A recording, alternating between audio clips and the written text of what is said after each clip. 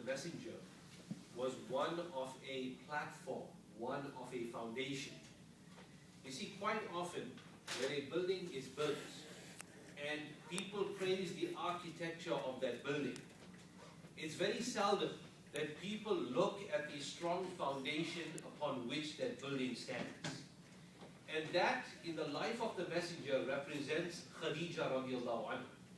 We had discussed last time of her sentimental value in the life of the messenger, that years after she had passed away, he would continue to remember her and refresh her memory, even to the extent that he was rebuked time and time again by his other wives, who could not, of course, stomach the memory of somebody who was now deceased and passed away.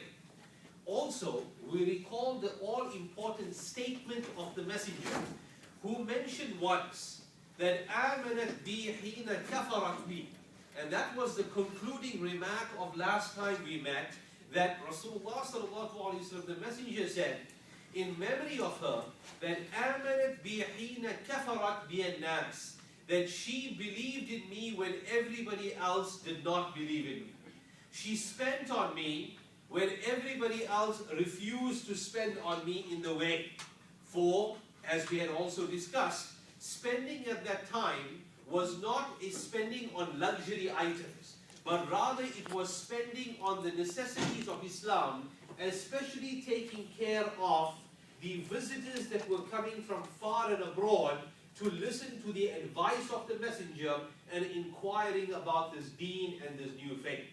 And continuing, the messenger sallallahu alaihi wasallam said that رَزَقَنِي اللَّهُ مِنْهَا الْأَوْلَادِ, that Allah gave me through her children and did not give me children through anybody else. And this all-important link is representative in today's lesson of Fatimah Zahra radiallahu anha. Fatimah radiallahu anha was the last daughter born to Muhammad sallallahu alaihi wasallam and his wife Khadija. With regards to her actual birthday or the day of her birth, there is various speculations. It is generally assumed to be in the 605 AD, 5 years before the Quran was revealed. So at the time of Iqra bismi rabbika alladhi khalaq, she's assumed to be 5 years old. With regards to the actual month, some people say she was born in the month of Sha'ban, others say that she was born in the month of Ramadan. Now when it comes to the historical analysis of Fatimah Zahra radiallahu anha and dates and events, there is much less documentation in her life as per compared to somebody who lived after the prophetic period. For what happens, and especially in those days, it was true of our understanding of those days, is that that period of time was not associated with the recording of chronological events. I mean, look at it. In those days, the Arabs didn't even have a set calendar. They may have had days of the month and days of the week, or they may have had months, Muharram, Safar, all that was there in place. But when it came to a calendar in Arabia was non-existent, or a domestic calendar was non-existent right up until the time of Umar bin Khattab. It was Umar bin Khattab who decided with a consensus of the Sahaba living at that time that our calendar will start with the Hijrah, with the migration. Previous to that time, even during the time of the Prophet, the time of the first Khalif and halfway, right up until the time of Umar bin Khattab, they used to document the years by an event that would take place. And I believe I touched on it last time, wherein Khadija radiallahu anha was born in the 15th year, or rather, when she was 15, in the year of the elephant. And the messenger was born in the year of the elephant. Now the year of the elephant is not a number. The year of the flood is not a number. But that is how people used to record their events. So when it comes to actual dates in the birth days of the daughters of the Prophet sallallahu alaihi wasallam, and other personalities, there is less evidence and there is less proof where it comes to actual days and years. So these are all assumptions. Where it came to macro personalities, like the Messenger ﷺ himself, where it came to people who passed away, who were super figures of their time, the Khalifs, Ali radiallahu anh, Muawiyah, and those people who assumed office, people were more diligent in recording the time of their passing, the days, etc., because these were officials. These were government officials, in addition to them being personalities in the Muslim Khilafah. Now, Fatimah radiallahu anha passed away in her 20s. She passed away 6 months after the passing of her father, Muhammad sallallahu alaihi wasallam. Because of her demise at a young age, and because she was not considered a superly, religious figure, she was not an imam of that time, though people understood and valued her being part of the Ahlul Bayt, but she was a junior member of the Ahlul Bayt. Everybody knew very well that Rasulullah ﷺ had a good, favor of her, and she was the apple of his eye, and married to one of the most beloved people in the prophetic household, Ali radiallahu anh, but that did not spur them at that time to now sit with pen and paper and chronologically record events. Oh, she was born on this day, and on this day she gave birth to Hassan, on that day she gave birth to Hussein. It was not a culture of recording at that time. So therefore, many facts associated with her are assumptions. However, when it comes to events and incidents, now those are not assumptions. Those are more recorded. For you have to understand that recording in Bedouin culture and early Arab culture was less of a factual recording, it was more of a qasas, a story recording of events. Therefore, if people wanted to remember something, they would not put it into fact and figure. They would put it into poetry, and through that story, through their song, and through their poetry and through their eloquence, they would keep events alive in an oral fashion. And probably the most perfect example of that comes to mind was where the Messenger himself was migrating from Mecca to Medina, and he stopped at the tent of a Bedouin lady by the name of Ma'bad radiallahu anha. Her father, or rather her husband, Abu Ma'bad, was out of town at that time, out of the locality, out of the vicinity at that time. When the Messenger came to the tent, sallallahu alaihi wasallam, he was offered hospitality, as is the Bedouin way, for that is the Bedouin culture. The Bedouin is, as probably the best description that has been given of the Bedouin was given by the Arabia 3D, wherein my good friend Hamza Jafjoum, I know he used to be here before, right here on this campus once upon a time before he joined Nepal, he mentioned and he associated that the Bedouin is associated with the cowboy of Western culture. How Americans view the cowboy as part of their culture and part of their social structure, and he has a role to play in the development of America. That's how the Bedouin is in Arabia, or even more, by many more centuries. Ma'bad was a Bedouin woman. She was a Badawiyah. And when the Messenger came to her tent, she of course did not know who he was. She knew that the people were looking for somebody, for he was technically on the run from the Qurayshi people, but did not understand and did not fathom that that was the person who the folks were looking for. When the Messenger ﷺ asked for hospitality, she mentioned that we have a lean she-goat that has not been giving milk for a long time. The Messenger ﷺ touched the udders of that milk and of that goat, and immediately it filled up with milk that he not only gave to himself and his companions, but shared with Ma'bad as well. And she was much taken aback by this action of the Messenger ﷺ. When he left and her husband joined later, she described her visitor, Rasulullah ﷺ. he recited a number of couplets and statements which became famed in the whole of Arabia within a short period of time. Before the messenger actually reached Yathrib in Medina, that poetry reached Mecca. Aisha radiallahu anha said that the only way that I knew that my father and his companion Rasulullah was safe when those couplets were recited in Mecca, that I have been visited by a noble man, that Zarani Imran Sharif, that when he recited those couplets, then only I noticed that they were right on the boundary of Medina, about to enter, and that was their destination, about to enter.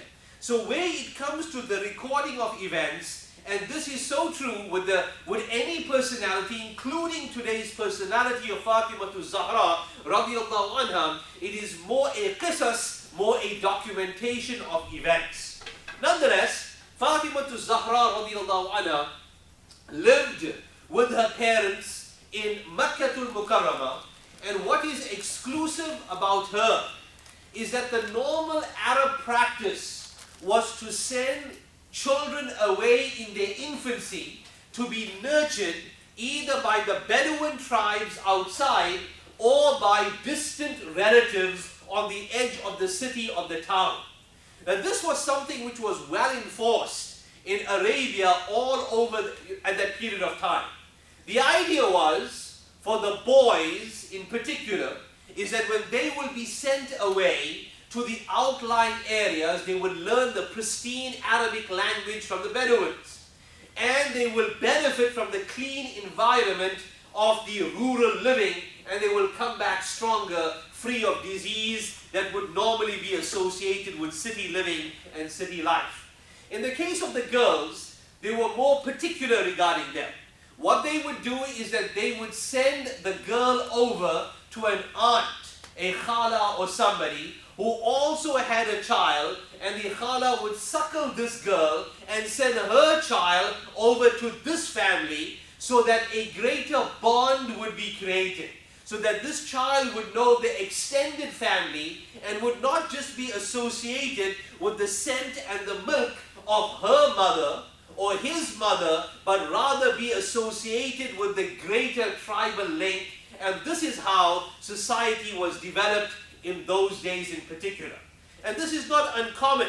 In fact, as far back as 100 years ago, and I remember discussing this here some time back, that researchers right here in America, when Walmart and rather Bloomingdale's and all these cooperatives started to develop baby wear products and cribs and all these things that babies seem to need and which people purchase for the comfort of their children, they noticed that many a child, no matter how comfortable the cribs were or the products were at all these stores, the child never ever slept peacefully, as peaceful as children of Native Americans and Hispanics living in settlements and living in reservations. So they had this research, how come children growing up in long houses that house 80 to 100 people are sleeping soundly inside a Native American Iroquois longhouse than they are in a $50 crib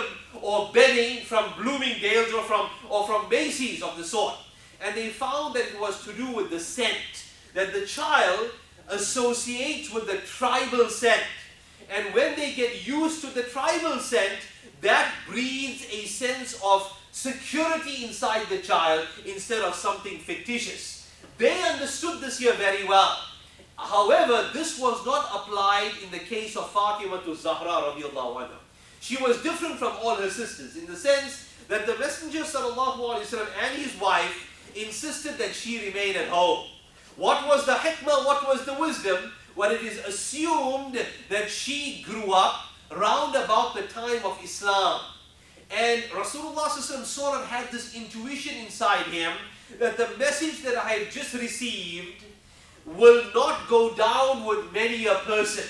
And as a result, we do not want the children to be further away, whereas the other daughters and the other children, there was no wahi or message given at that time. though the historical account was she was 5 years old when she was born 5 years after the message already came down, but she was born round about the prophetic period. Whereas the other children were further away from the prophetic period, therefore the messenger, Muhammad sallallahu alaihi wasallam, was just a regular member of the Quraysh at that time. He didn't fear for the safety of anybody, including himself. Whereas Fatimah to Zahra was born closer to the prophetic period and a little bit over the time wherein the wahi was revealed, and that could have contributed to the point that the Messenger sallallahu alaihi wasallam was more reserved and conservative in sending her away to live or to be with other people. Where it comes to her services to her parents and her father, in the early prophetic period of Islam, Sayyidina Mas'ud radiallahu anhu narrates that when the Messenger sallallahu alaihi wasallam was making sajda in front of the Ka'batullah, and this was at a time when he was already calling people towards the faith and towards Islam, Abu Jahl challenged some of the leaders of the Quraysh by telling them that who will be so brave or so, or behave in such an audacious fashion that he will go and take the entrails of a camel that has been slaughtered and throw it on the back of the messenger whilst he is prostrating. One guy volunteered for the job. Some people mention it was Utbah, other people say it was Shayba, nonetheless whoever he was. He picked up the entrails of that slaughtered camel and dumped it on the back of the messenger whilst he was in prostration. The entrails of an animal is huge, it's heavy. You can't just move it like that. It's full of, it weighs sometimes up to 100, 120 pounds, even more, filled with whatever a stomach is normally filled with. Rasulullah was trapped in that, on top of those entrails. It was Fatimah to Zahra radiallahu anha, and some people say she was accompanied by her older sister Zainab, who went and pulled those entrails off bit by bit, for entrails are like a long rope. Pulled them off bit by bit, and when Rasulullah gets up and he faces the Quraysh, she was the one who responded and said that, do you not fear of the safety of one of you? Rasulullah turns his daughter's face away, for he understood that this is not their fight, this is my fight. And this is something that many a parent needs to understand. And he was probably, or rather educating the whole ummah, that quite often you have a challenge, you have a fight. You do your best to deflect the challenge and the stress away from the people who are closest to you. You bear the brunt of it. Now quite often it's going to happen that they are going to be on the receiving end. For it is mentioned that Rasulullah mentioned that مَا أُوذِيَ أَحَدٌ مَا أُوذِيتُ. Nobody was troubled for the sake of this deen like how I was troubled or I was harmed in the path of this deen. Now one may say, or one may debate that there were so many prophets before the Messenger sallallahu alaihi wasallam.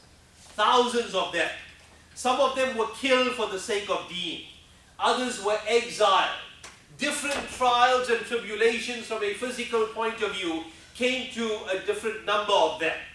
The Messenger ﷺ was not slain in the way of deen. What is meant that nobody was harmed and nobody was faced with adversity like how I was faced with harm and adversity? It means this, that all the other prophets before the Messenger, for the most part, they were individuals facing challenges. Really, an individual and his partner.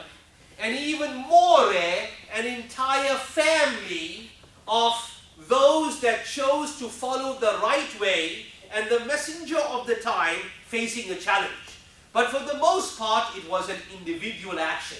You take any one of the prophets, Musa, Dawood, Harun, Isa alayhi salam, every one of them were generally individuals and at the most accompanied by one or two people who also chose to follow the path of that Prophet.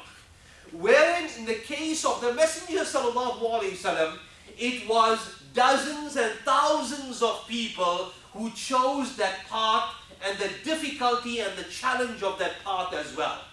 And at the forefront of that entire challenge was his family. At the forefront of that entire service was his family. Fatimah Zahra radiallahu anha was no different.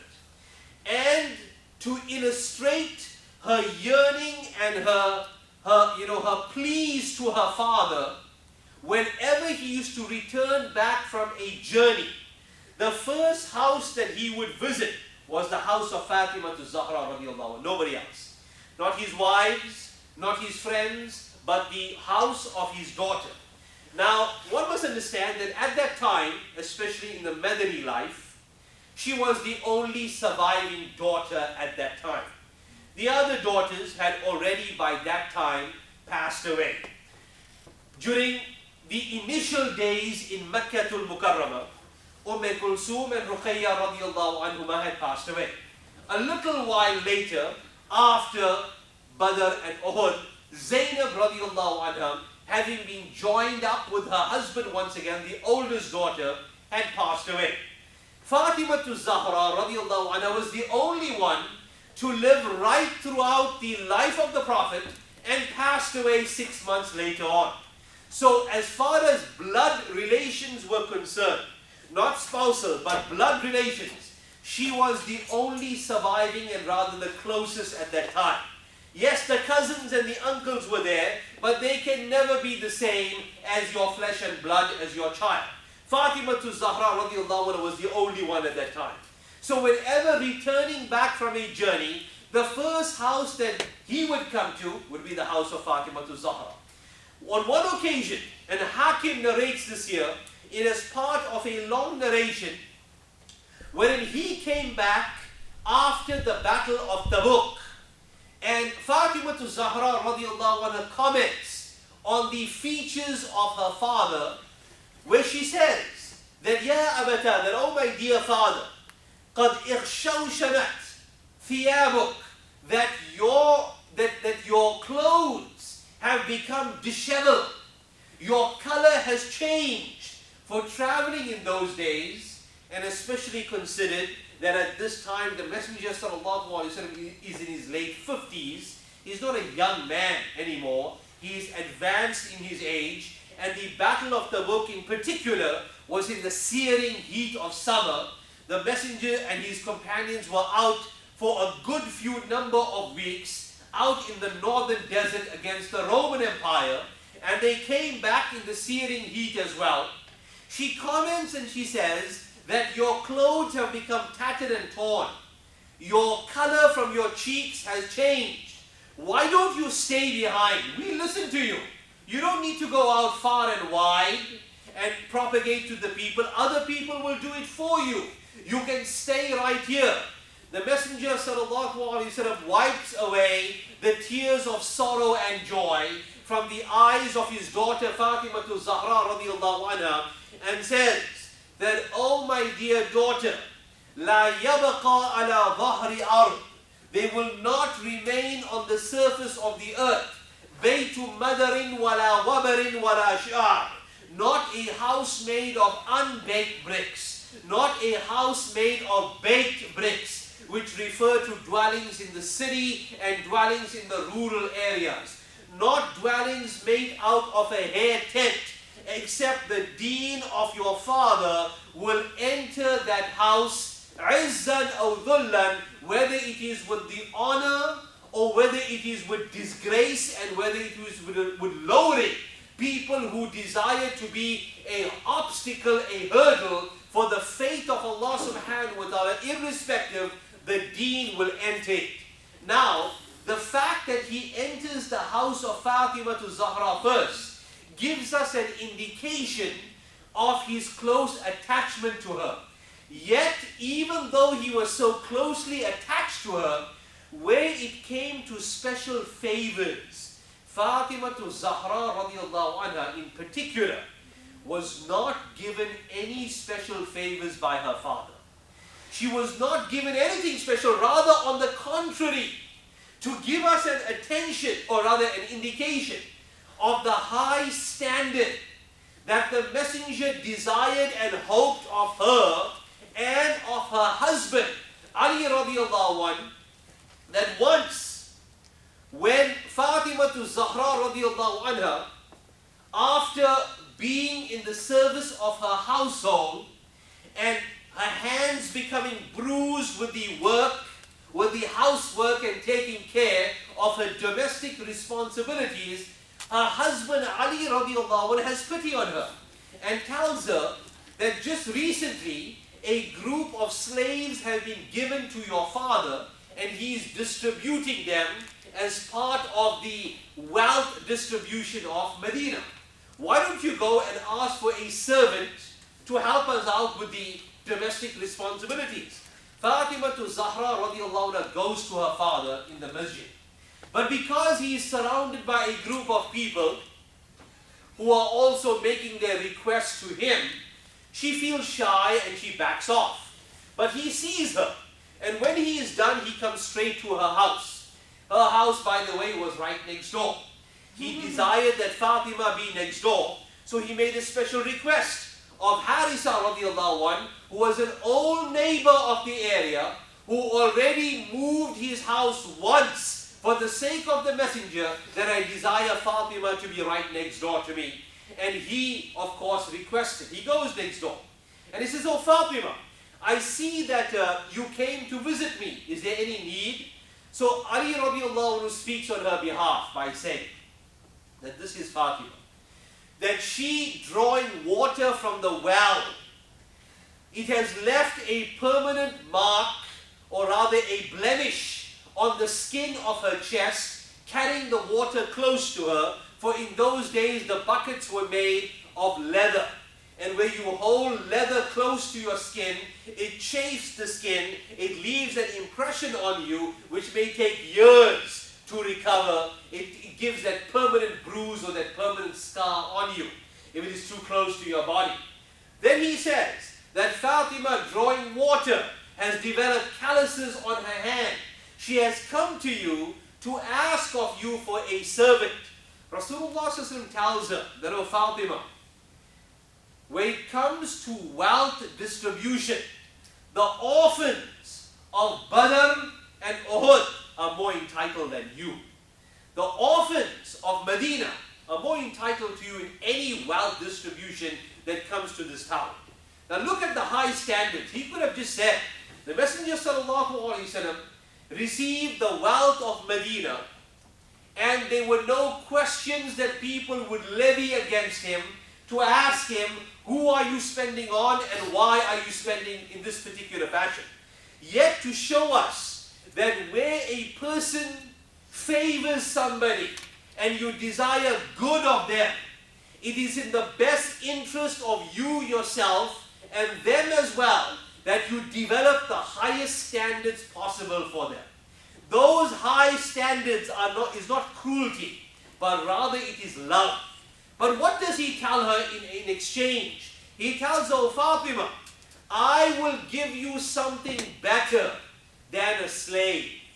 If you recite 10 times after every prayer, 10 times Subhanallah, 10 times Alhamdulillah, and 10 times Allahu Akbar, and before you go to sleep, you recite 33 times Subhanallah, 33 times Alhamdulillah, and 34 times Allahu Akbar, Allah subhanahu wa ta'ala will make this tasbih more beneficial for you than a room full of slaves, a room full of servants. It will serve you better than any amount of workers."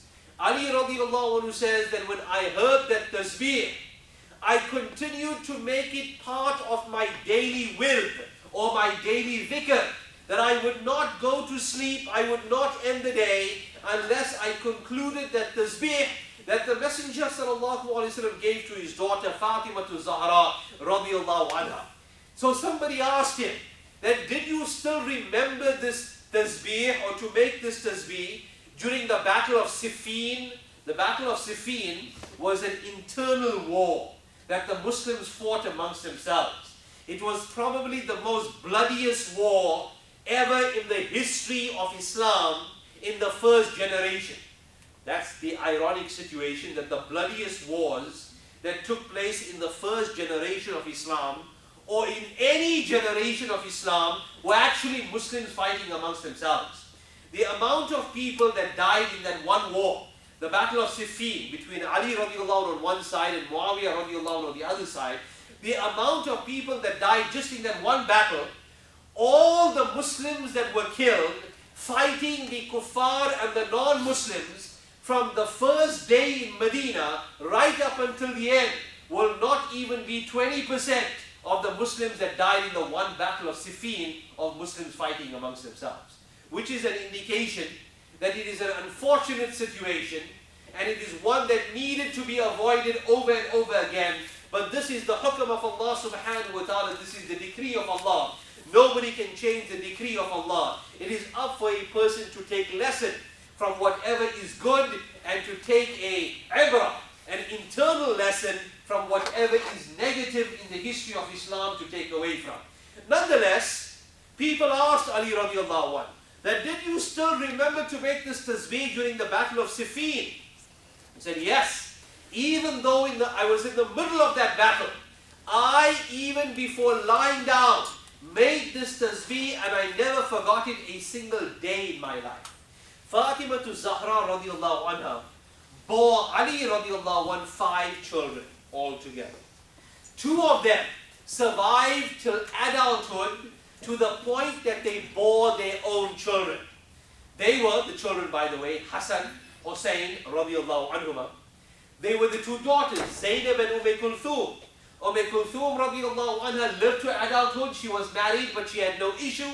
Zainab radiallahu anha died as an infant, and there was an infant, a child, a baby by the name of Muhsin, who passed away either at delivery or a little while after delivery. Those were the situations, especially in those days, that children rarely lived. 1 out of every 5 or 1 out of every 3 would actually survive to adulthood.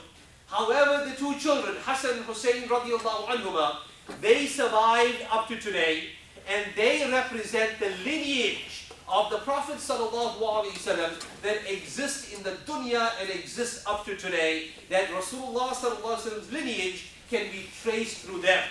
Where it comes to the personal interaction of Fatimah to Zahra radiallahu anha, the marriage of Fatimah to Zahra radiallahu anha and the detail of that marriage represents a lesson for each and every single Muslim. Fatimah to Zahra was proposed to by at least 5 people before Ali radiallahu anhu. And at each and every single time, the Messenger sallallahu alaihi wasallam did not give a response to the person who made the proposal. He sort of waited for Ali radiallahu anhu to make that proposal.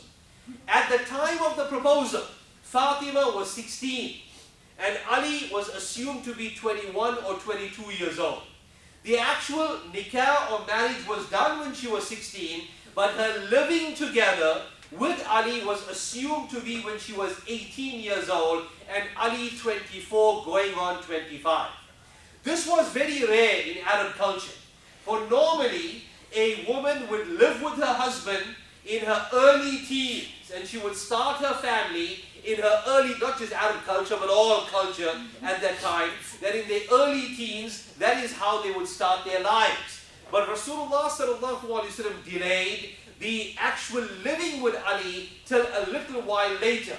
People can only speculate to that reason that he felt that Ali radiallahu anhu was not as stable as many of the men at that time.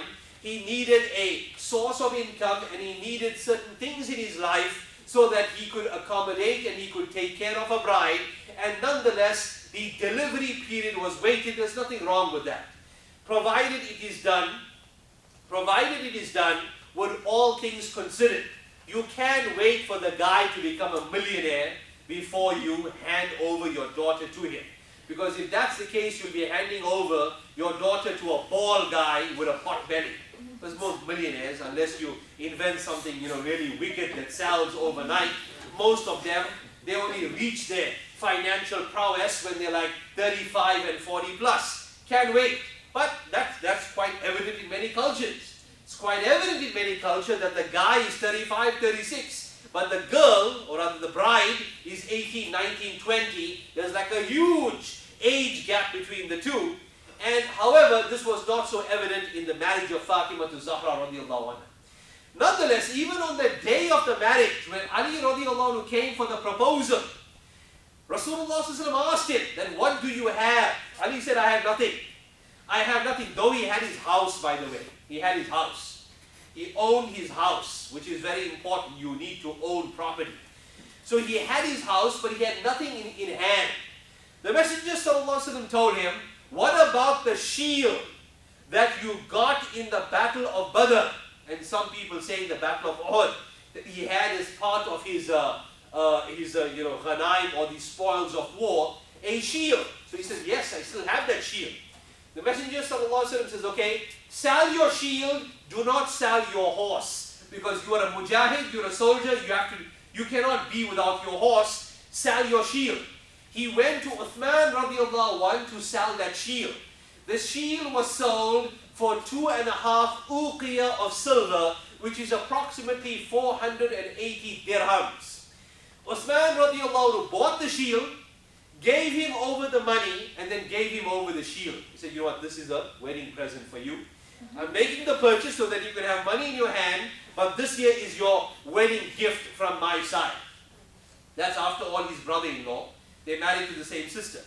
They were married to the same sister at that time, so he was deserving of a gift, and this was his gift from Osman, or the family of Osman radiallahu anh, who provided the money which went to the mahar and the dowry of Fatimah to Zahra radiallahu anha, and to the purchases of home products. When he comes with the money, Rasulullah ﷺ tells him how to give the mahar over to Fatimah. He says that 2/3 by teeb, by scent, fragrances, which was a very important wealth and asset at that time. Don't consider perfumes to be the luxury of today. In bygone Arabia and in many parts of the world, the frankincense, the amber, that's more valuable than gold and silver. Or it was at least more valuable than gold and silver. It was a very high commodity item. It wasn't just some luxury item that people would just take and it's something which is a product of vanity, but rather it was a product of value.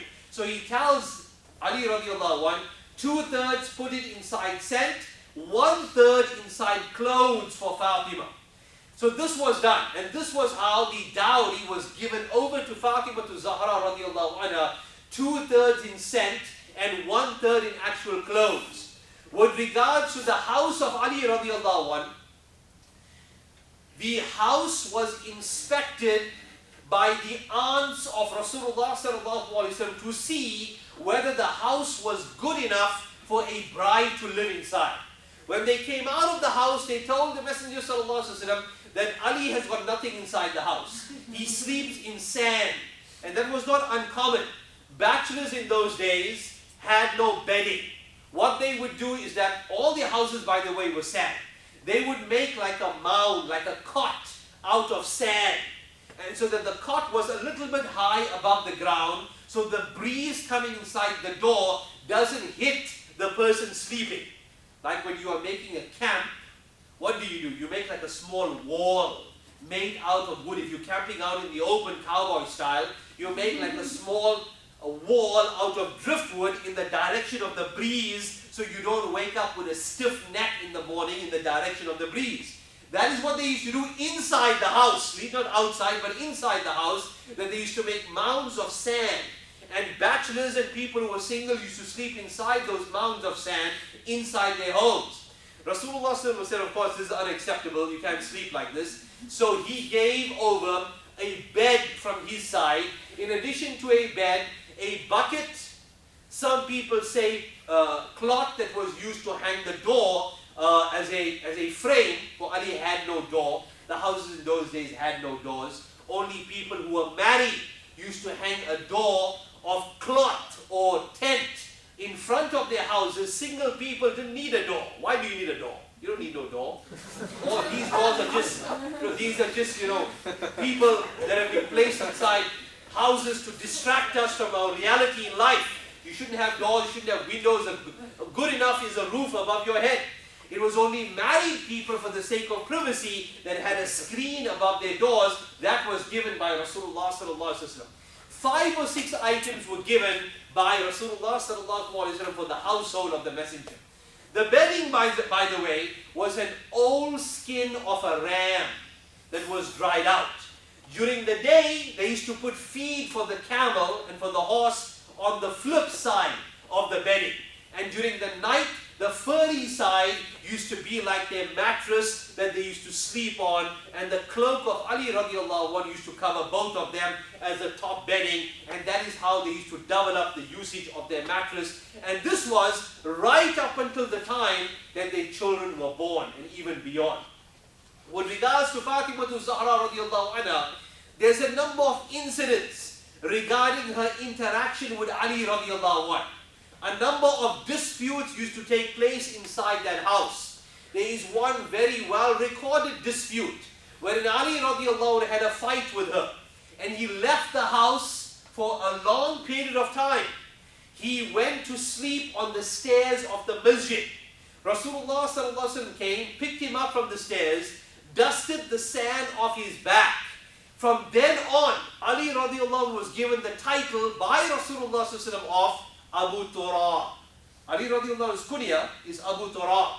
He's known as Abu Turab not because of any random act, but because of this incident wherein he left home for a while. He was picked up by his father-in-law, who dusted off the sand from him, and he said, from today you are known as Abu Turab, you are lying in the sand. In addition to that, some people say that the cause of that friction was because Ali radiallahu anhu wanted to take another wife, and he wanted to do it secretly. Other people mention that this wife in particular was the wife of, or rather the daughter of Abu Lahab or Abu Jahl, one of the two. And she was a Muslimah by that time. She had already migrated to Medina, and her father, both the fathers, both Abu Lahab and Abu Jahl, were dead by that time. Rasulullah sallallahu alaihi wasallam prevented it by saying that though it is permitted for you, it is not right that the daughter of my enemy be inside my house. It is not right from a lineage point of view that this happened. Though it is legal, it is fine. She's a Muslim woman. Anything can happen. Anybody can marry her. However, from a historical point, Rasulullah sallallahu alaihi wasallam knew very well that there are certain things that are not fit that be gathered together for various reasons. And the hikmah of that is best understood by the people living at that time. Rasulullah sallallahu alaihi wasallam thus did not prevent him, but advised him that it is not in your best interest to marry any other wife but Fatimah Zahra radiallahu anha. And so it was. Right up until she passed away, Ali radiallahu anhu took no wife. But after she passed away, Ali radiallahu anhu had multiple wives. Ali radiallahu anhu, in addition to those two surviving children of Hassan and Hussein radiallahu anhuma, had at least 35 other children after Fatima radiallahu anha from his other spouses. This is not uncommon. We think of 35, 40. It's not uncommon for a man in those days to have, especially living in rural Arabia 1400 years ago, to have so many or multiple spouses that he has got 40, 50, 60 children. Children we can't even remember the names thereof, kids that he doesn't even know about. It's not uncommon that people live in such a fashion. It's not just the Jamaicans who have kids that they don't know about, but even today, people have kids that they don't know about, and they never heard about them. And the kids just grow up in tribal life, and everybody's mom and everybody's dad and everybody's khala, everybody's aunt, and that's how it is, and it just works out fine for everybody. So anyway, whilst she was alive, Ali radiallahu anhu did not marry any other spouse.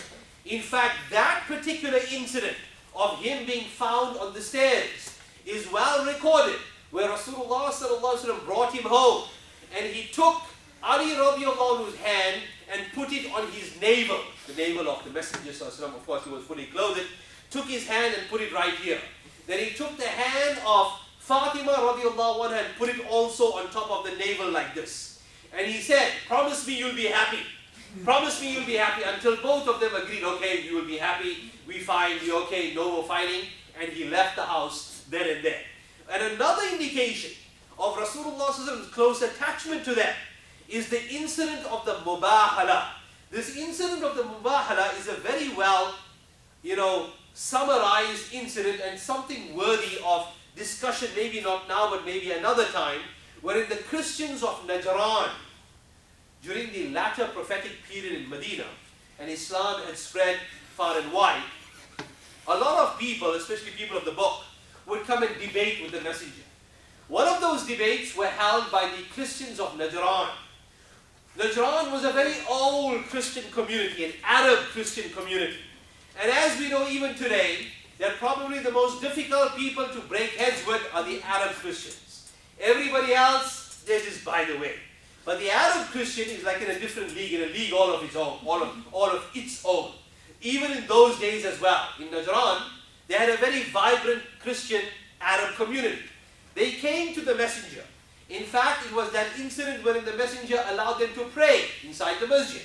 They put up for 3 or 4 days inside the Masjid Nabawi, and even while Salah was going on, then they would conduct their prayers, and this was like a simultaneous action, and nobody bothered them or nobody had any issues with it. At the conclusion of that debate, wherein they found that we are not going anywhere with the Messenger sallallahu alaihi wasallam, they offered him and they said, let us practice Mubahala. Now Mubahala was a practice that was existent even before Islam. Wherein, say for example, 2 parties are in a dispute, and both of them have their evidence and both of them have their, they're set in their ways, and there doesn't seem to be any conclusion with regards to this debate. What they would do is that they would go out into an open field, and they would invoke the curse of Allah on themselves and on others by saying that, oh Allah, if we are right and these people are wrong, then send the curse of Allah or send the adab and the punishment on them. Send your punishment on them. And if we are wrong and if they are right, well, send your punishment on us immediately. This was a practice which was in vogue even before Islam. Rasulullah said, okay, I'm ready to practice Mubahala with you people. All of you come to the open field, and I will come with my family as well. Who does he take for that Mubahala? He takes Fatimah radiallahu anha, Ali, and at that time it is assumed that Hassan radiallahu anhu was born. Hussein was not as yet born. Some scholars say that Hussein was born, and he was an infant, he was a baby, right there with his grandfather. And Rasulullah says, right, where's your Mubahala?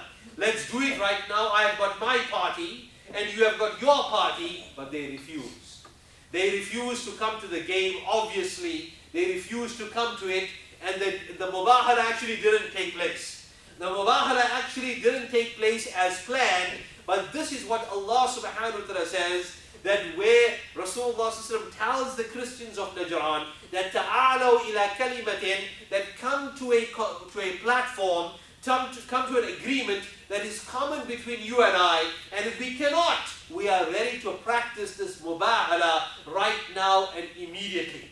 Now this is to show that how the Messenger sallallahu alaihi wasallam viewed his family, especially Fatimah Zahra radiallahu anha, that wherever it came to a time of giving, she was the last to get, not because he didn't favor her, but because of the high standards that he expected of that household.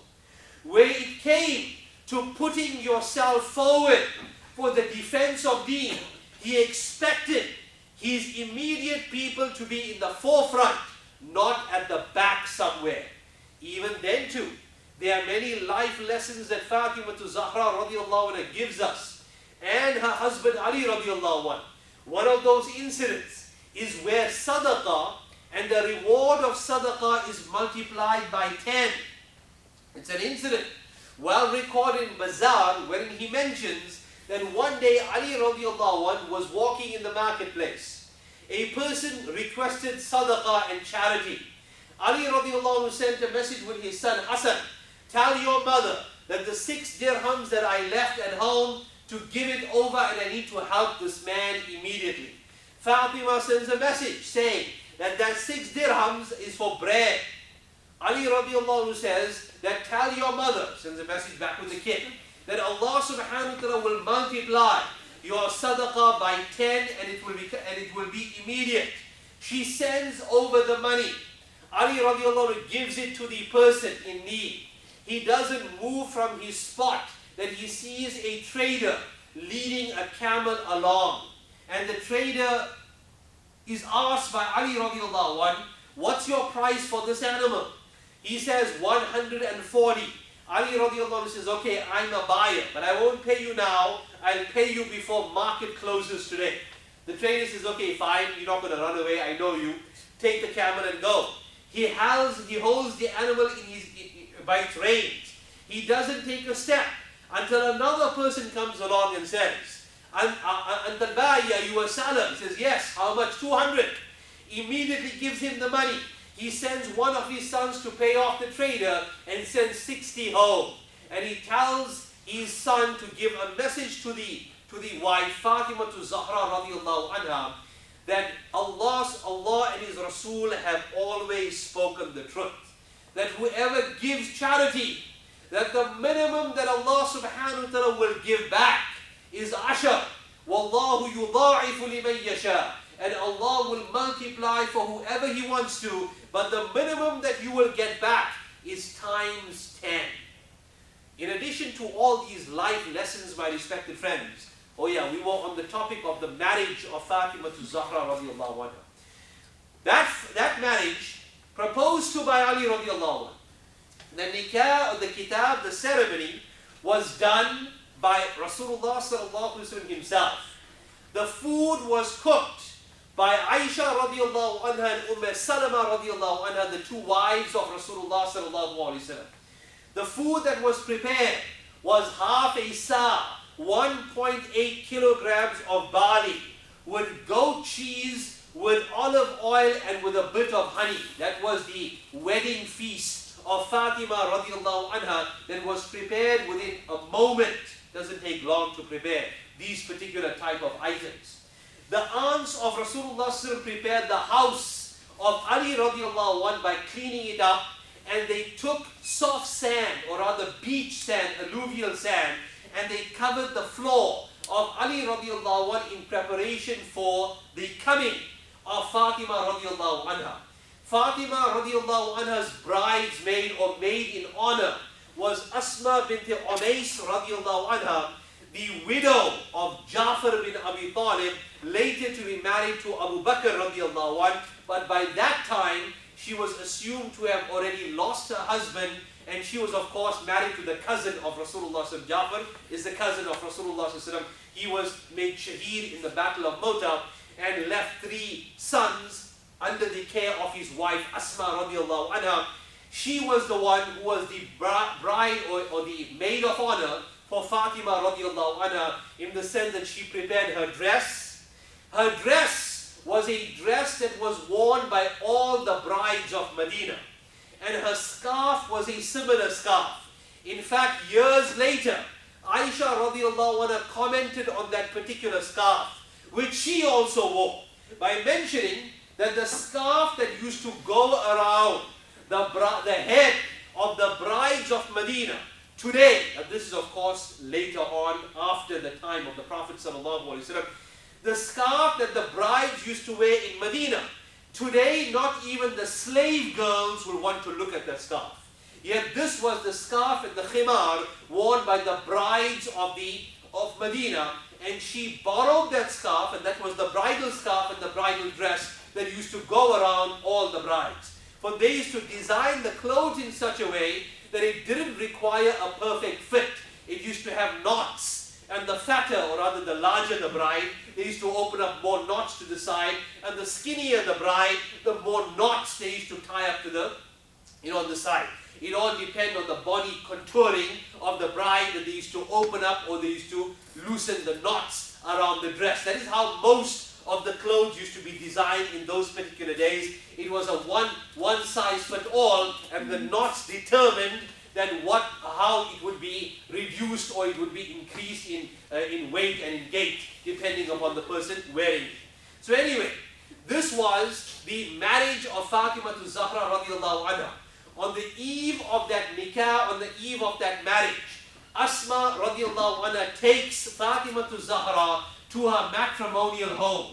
And when Rasulullah sallallahu alaihi wasallam wants to visit the husband and the wife, a little while after the marriage, he sees a figure in the distance, and he asks Ali radiallahu anh and whoever is in attendance, then who is that lady? He says, no, that is Asma, she is the bridesmaid or the maid of honor of Fatima.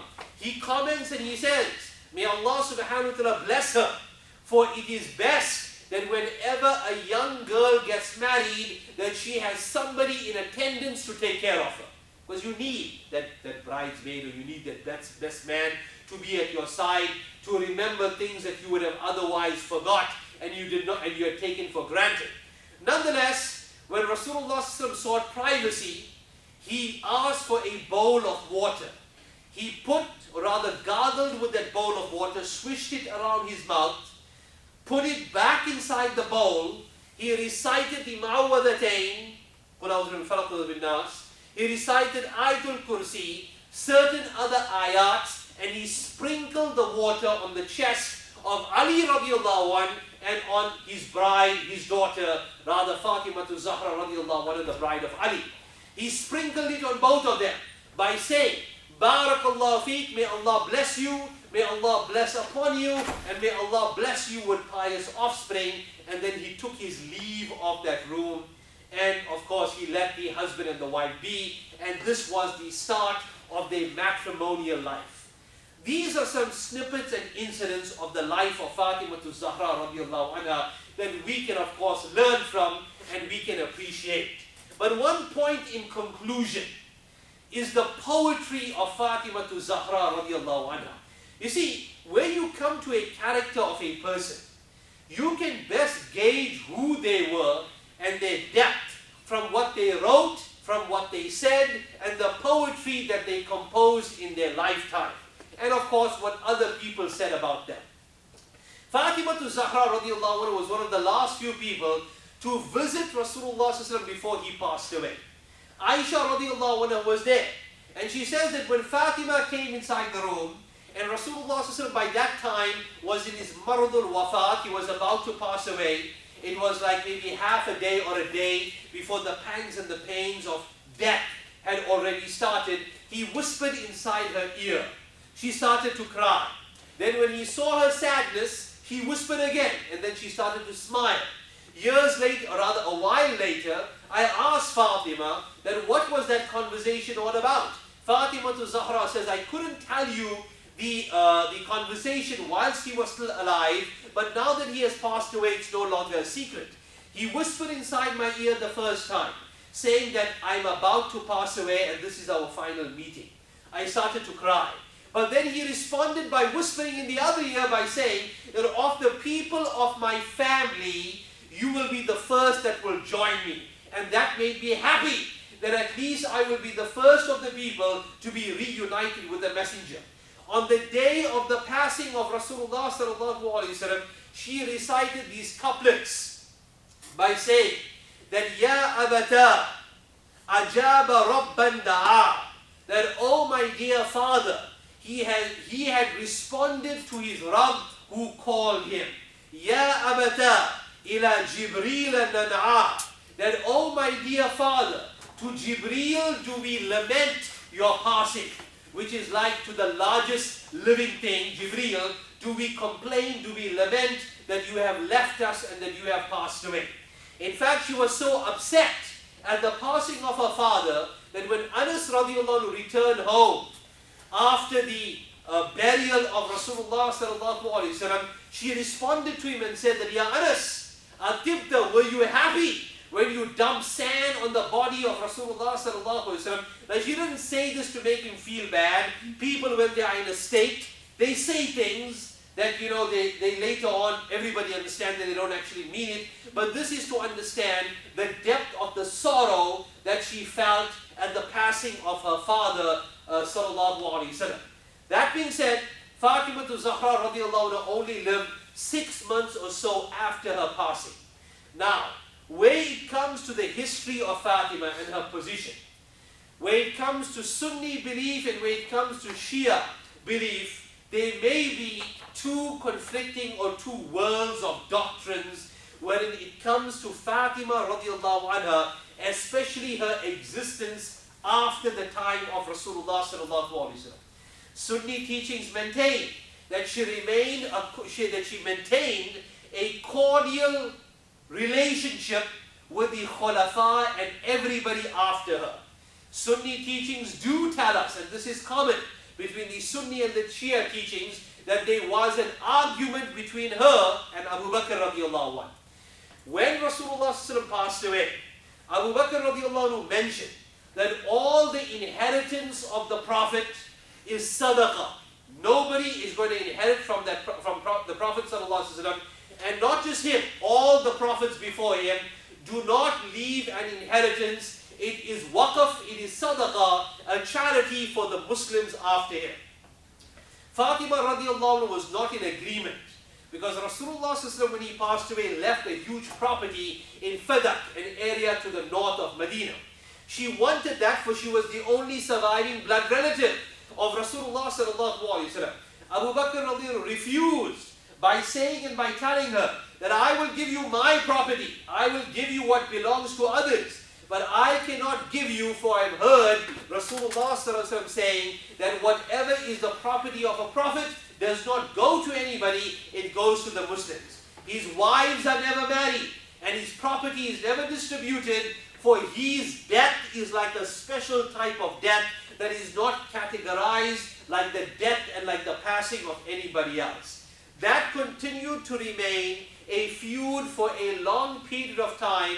In fact, historians tell us that it lasted right up until the passing of Fatimah Zahra radiallahu anha.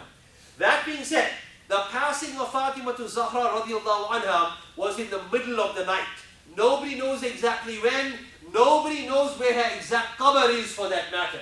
For amongst her final wasiyah and advice to her husband Ali radiallahu anhu, that when I pass away, bury me in a nameless place. Don't bury me in a place where people make my ziyarah and visit me. On the evening of her passing, her slave girl, some people say her slave girl was Umaysa radiallahu anha wallahu alam. She had a complete bath. She put on her best clothes. She commanded that her bed be moved to the middle of the room, so that when people come and pick up her body, they don't have any difficulty in removing the bed first. There's ease. They can surround her from all four sides to pick up her body. She commanded that her bed be placed in the middle of the room. She lied down, recited her kalima, and she passed away. She advised Ali radiallahu anhu that normally when burials take place, there's only going to be men in attendance. The top of the qabr is normally open. But she advised her husband that when I am lowered inside the grave, have a separate sheet of cloth covering the mouth of the grave so that nobody can look inside. And to this day, wherever a female is buried, in all fiqhs and in all cultures, or rather, in the Muslim world, wherever a lady is buried, a cloth is held over the mouth of the grave until she is placed inside the qabr, and then that cloth is removed. You have no need for that extra piece of cloth over the mouth of the grave, but it is held because of the wasiyah of Fatimah Zahra radiallahu anha that continues to remain in force and practice even up to today. My respected friends, our time is expired.